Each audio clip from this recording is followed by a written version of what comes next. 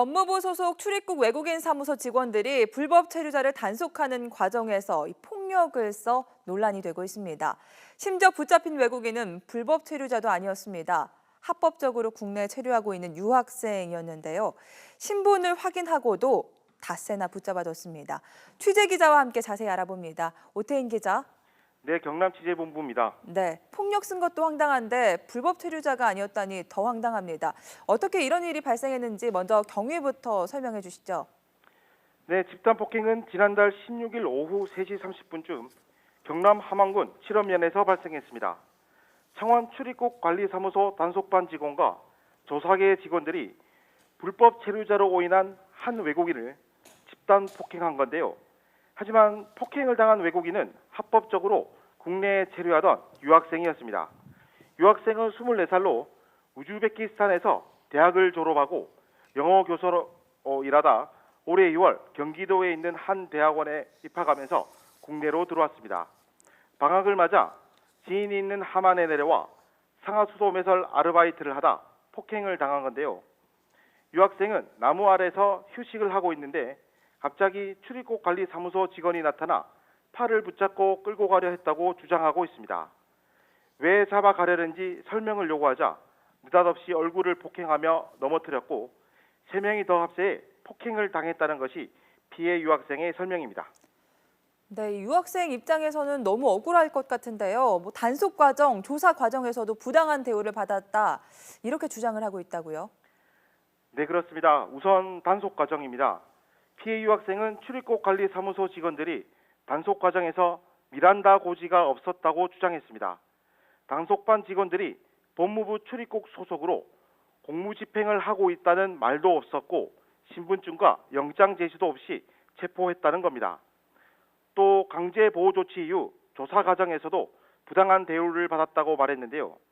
전문 통역도 없이 먼저 보호조치를 당하고 있던 우즈베키스탄 사람을 통해 통역이 이루어졌고 합법적인 유학생임을 확인했는데도 5일 동안 강제 보호 조치를 당했다고 설명했습니다.